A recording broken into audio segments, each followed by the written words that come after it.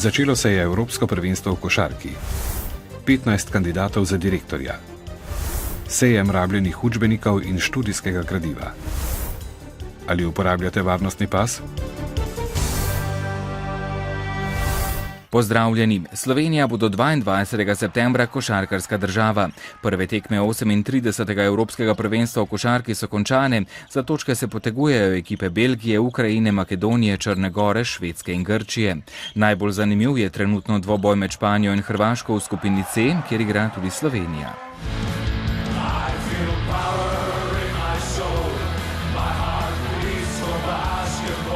Pesem, ki jo je včeraj na otvoritvi Evropskega prvenstva v košarki v Ljubljani zapel Zoran Predin, boste pogosto slišali še naslednjih 18 dni, ko bodo v Celju, Ljubljani, Kopru in na Jesenicah odigrali 90 tekem. Slovenijo čaka prva nocoj, njena nasprotnica bo Češka. Opažam, da mogoče mediji, navijači jih malo prelahko jemljajo. Jaz lahko zagotovim, da mi jih ne.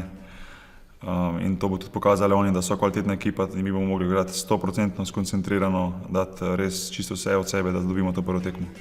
Glede na rezultate pripravljalnih tekem, Slovenija jih je odigrala 12, zmagala 10 in izgubila 2, je naša reprezentanca na širšem spisku tistih, ki so sposobni, da osvojijo medaljo. Na spisku je tudi zato, ker je prvenstvo v Sloveniji. Sam še nisem odigral dobre tekme, pred katero bi mi bilo pretekmo vseeno. Se pravi, moraš čutiti odgovornost, čutiš določen pritisk, zdaj ga obrneš na pozitivno, negativno stvar, to je pač stvar posameznika. Ampak tista napetost se pa čuti in to je prav, da je tako normalno. Se gre za veliko stvar, konec koncev cela Slovenija živi z nami in nas bo gledala in si želimo pač predstavljati to našo državo v čim boljši luči. Bojimo se pa tega ne, blih nasprotno, se veselimo. V pripravah na Evropsko prvenstvo je Slovenija izgubila proti Srbiji in Franciji. In čeprav pravimo, da porazi niso dobrodošli, je bilo tokrat drugače. Vsi so nas dvigali v oblake, tako da jaz mislim, da je ta poraz kar prav prišel, da se malo spustimo na realna tla. Na zadnjem Evropskem prvenstvu v Litvi je bila Slovenija 7. Predtem je bila v Poljski zelo blizu medalji, saj je osvojila 4. mesto. Po večerni celjski tekmi s Češko, danes bo aktivnih vseh 24 reprezentanc, bo Slovenija jutri igrala proti Španiji, v soboto proti Gruziji, v nedeljo proti Hrvaški in v ponedeljek proti Poljski. Zatem se bo 12 najboljših reprezentanc preselilo v Ljubljano, kjer bo v Stožicah potekal drugi skupinski in tretji zaključni del 38. tovrstnega tekmovanja stare celine. Slovenska izbrana vrsta se bo ob 21. uri v celjski dvorani Zlatorog pomerila z reprezentanco Češke. Naslov prvaka branijo Španci, Slovenija je bila na zadnjem prvenstvu v Litvi 2011 7. Letos pa je cilj naših košarkarjev uvrstitev na prihodnje svetovno prvenstvo v Španiji leta 2014. Slovenija bo vseh 5 tekem pretekmovanja odigrala v Celju ob 21. uri. V četrtek jo čaka Španija, po dnevu premora pa še Gruzija, Hrvaška in Poljska. Potekljali kaj košarko, mogoče zdaj Eurobasket? Vsekakor. Danes je prva tekma, ne? Boste mogoče po televiziji ali boste tudi šli kako tekmo gledati? Po televiziji bolj kot ne. Ne vem, ne privlači me košarka, zato ker sem tam skačal po tistem na koše, gor se obešajo ko opice, mislim, oprostite, no mislim iz tistega, če se kjeremu to dopade, meni ne. Kam se bo vrstila Slovenija? Kam bi si želeli, da se vrsti? Ja, bi želeli na prvo mesto, ne? Vsi želimo na prvo mesto, da je vrsti. Boste šli mogoče na kako tekmo tudi v Celje? Celje? Ne, Ljubljane gremo. Kateri košarkaš vam je najboljši? Nimam nekega favorita, ampak čista košarko gledam, ker mi je zanimiva in je to. Punce vam zdaj morajo dati mir do 22. Ne, do 25. Da še pride k sebi, da malo zadiham. Po tekma. Svet doma Danice Vogrinec Maribor pravkar pregleduje pravočasno prispele vloge za delovno mesto direktorja. V domu upokojencev je po 2 polnih mandatih zadnje leto funkcijo kot vršilec dolžnosti opravljal Marko Slavič, ki vnovič kandidira za ta položaj. Do vključno 2. septembra je vlogo za mesto direktorja Mariborskega doma Danice Vogrinec oddalo 15 kandidatov. Komisija mora zdaj pregledati, ali kandidati izpolnjujejo razpisne pogoje, potem pa jih bodo najverjetneje že prihodnji teden povabili na predstavitev svetu doma. Svet doma potem na podlagi predstavitve naredi izbor kandidata in tudi predlaga oziroma izbere direktorja doma, in potem sklep se posreduje lokalni skupnosti, to je Mestni občini Maribor, v soglasje. Z izbranim kandidatom mora soglašati še pristojna ministrica. Za zdaj je znano le, da želi vodstveni stolček obdržati direktor, ki je na tem mestu že desetletje. Kadar iskreno delaš in se trudiš 2 mandata v hiši in ko pravzaprav dom dejansko je v tem času pridobil na referencah, na blagovnih znamkah, dela na mednarodnih prepoznavnosti. Podpirajo ga tudi številni stanovalci. V redu je, ne, vse dosti naredil, tako skrbim za dom pa za vse to, ne. On je dober, mladi je, pa dober, v redu je. Za vse, za pogovore, čist preproste je, res. Po lanskih skoraj enoletnih zapletih, ko so nazadnje imenovali vršilca dolžnosti, v domu pričakujejo, da bi novega direktorja dobili še letos. Policisti so danes na območju policijske uprave Maribor izvedli poostren nadzor nad uporabo varnostnih pasov in otroških sedežev v vozilih. Nadzirali so tudi kršitve pešcev in ogrožanje pešcev na prehodih čez cesto. Namen preventivne akcije je zmanjšati število mrtvih in hudo ranjenih v prometnih nesrečah zaradi neuporabe varnostnih pasov ter povečati njihovo uporabo med vozniki in potniki. Pri najhujših prometnih nesrečah policisti vedno znova ugotavljajo, da bi bile lahko posledice bistveno blažje, če bi vozniki in potniki dosledneje uporabljali varnostni pas. Statistični podatki namreč kažejo, da prav pri prometnih nesrečah s hudimi telesnimi poškodbami varnostnega pasu ni uporabljalo 40% udeležencev. Vsaka posledica, ki nastane, je lahko zelo huda, ne? Ali nepravilni uporabi varnostnega pasu ali pa sploh ne uporabi. V povprečju zaradi neuporabe varnostnega pasu življenje v prometnih nesrečah izgubi več kot 10 ljudi letno. Da bi bilo takšnih primerov čim manj, policisti intenzivneje preverjajo uporabo pasov pri voznikih in potnikih ter pri tem ugotavljajo, da so kršitve vse redkejše. Tudi glede naše statistike, katero vodimo, je zaznano, da je 14% upad tega na območju Mestne občine Maribor. Pri čemer varnostni pas najmanj uporabljajo v mestnih središčih, saj ljudje pogosto zmotno mislijo, da pri nižjih hitrostih ni pomemben. Toda odrasel človek lahko z močjo rok in nog zadrži težo telesa le do hitrosti 7 km/h. Se vedno tudi pripašem, tako je predno začnem voziti, ker varnost je na prvem mestu. Mislim, da je to najbolj pomembna stvar na začetku, ko prižgeš avto, pa se vsedeš tako. Nikoli ne pozabite? Mislim, da se mi še ni to zgodilo. No. Mogoče, če nisem vozila, drugače pa, če vozim, pa se vedno pripašam. Ja, stalno in to podzavestno že. Običajno je prvo pravilo, se pa zgodi tudi, da pozabim. Zaradi varnosti, pa zaradi kazni včasih tudi, ne? Ja. Obveznost uporabe varnostnega pasu nalaga tudi zakon, ki v primeru kršitve med drugim določa tudi globo v višini 120 evrov. Po včerajšnji delovni nesreči, ki se je zgodila med gradbenimi deli na ostrešju osnovne šole Videm pri Ptuju, si je kraj dogodka ogledal sodni izvedenec. Za nesrečo, v kateri je umrl 39-letni delavec iz območja Ljutomera, je odgovoren direktor podjetja, ker ni poskrbel za splošno varnost ljudi in premoženja. Poškodbam se je za las izognil tudi eden od šolarjev, ki ga je v glavo zadel košček razbitega okenskega stekla, vendar k sreči brez posledic. Novo imenovani prvi mož Luke Koper Gašpar Mišič je v torek zvečer predsedniku državnega zbora Janku Vebru, premijejki Alenki Bratušek in vodji poslancev Pozitivne Slovenije Janiju Möderndorferju sporočil, da se ne bo vrnil v poslanske klopi. Mišič je v svoji izjavi pojasnil, da je bil zadnje tedne deležen brutalne in nesramne kampanje, ki je prizadela tako njega in njegovo družino kot številne prijatelje.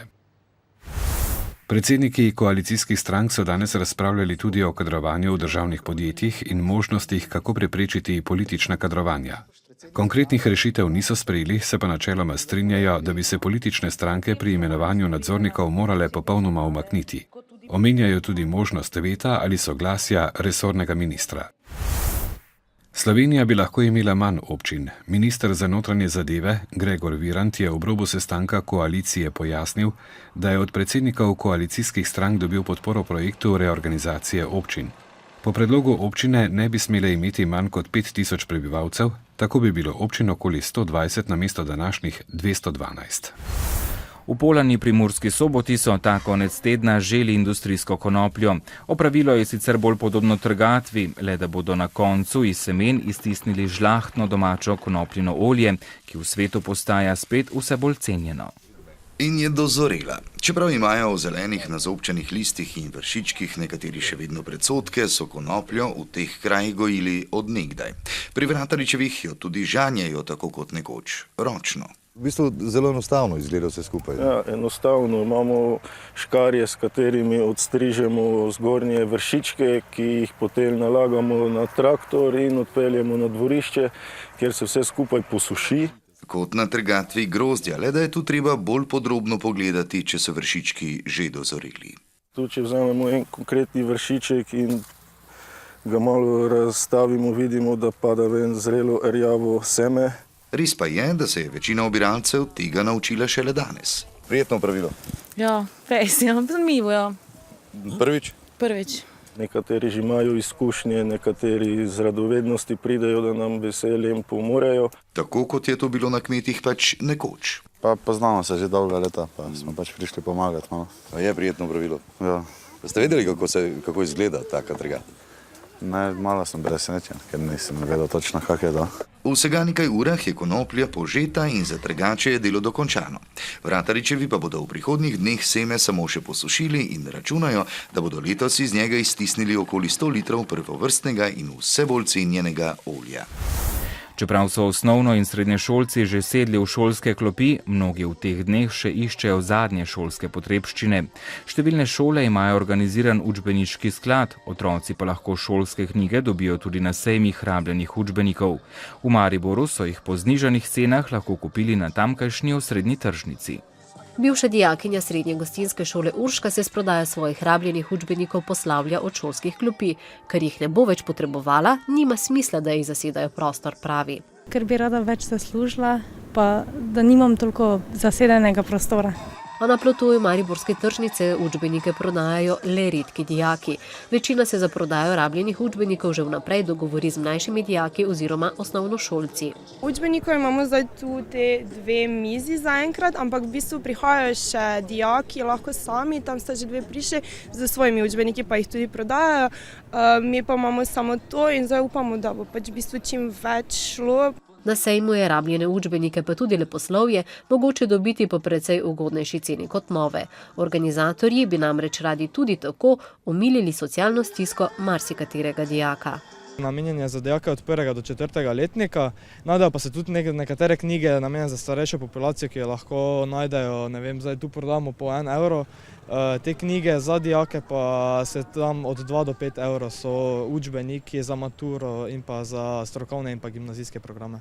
Tokratni sejem rabljenih učbenikov je namenjen dijakom, čez natanko mesec dni pa bodo v Univerzitetni knjižnici pripravili podobnega še za študente.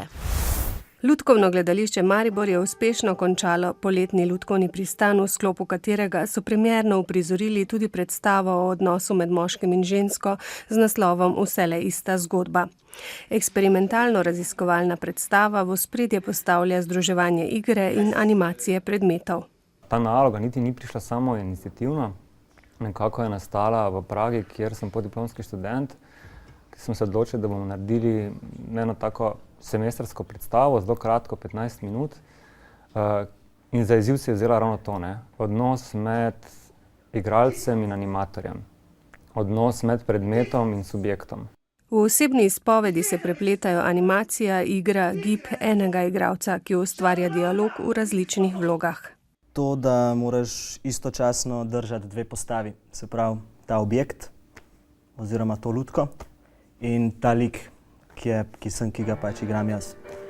In to je nekako, mislim, zame bil največji izziv. Letošnji poletni lutkovni pristan je pritegnil rekordnih 6000 obiskovalcev. V lutkovnem gledališču pa že snujejo nov program s 6 premierami. Sezono bodo odprli prihodnji teden, ko se začne 7. bienale lutkovnih ustvarjalcev Slovenije. Po srečanju z ameriškim predsednikom sta predsednik predstavniškega doma kongresa, republikanec John Boehner in voditeljica demokratov v predstavniškem domu Nancy Pelosi podprla resolucijo o vojaškem posredovanju v Siriji. O resoluciji bodo danes razpravljali še člani Kongresnega odbora za mednarodne odnose. Anketa centra Pew pa ugotavlja, da 48% Američanov nasprotuje zračnim napadom proti Siriji, podpira jih le 29%. Proti vojaški akciji se je posredno izrekel tudi generalni sekretar Združenih narodov Ban Ki-moon, sirski veleposlanik pri Združenih narodih pa je dejal, da je njegova miroljubna država žrtev mednarodne agresije. Zaradi težav na električnem omrežju je v torek brez elektrike ostalo 70% Venezuele, tudi deli prestolnice Caracas. Električni mrk je onemogočil delovanje semaforjev in povzročil prometni kaos. Paraliziral je tudi podzemno železnico. Več tisoč delavcev je predčasno odšlo domov. Elektrika se je v Venezuelo počasi začela vračati po 2 urah. Vzhod Japonske je ponoči stresel močan potres, ob čimer so lokalni strokovnjaki izključili nevarnost cunamija ali dodatnih zapletov z jedrsko elektrarno v Fukušimi. Zjutraj so to območje dosegli še tornadi.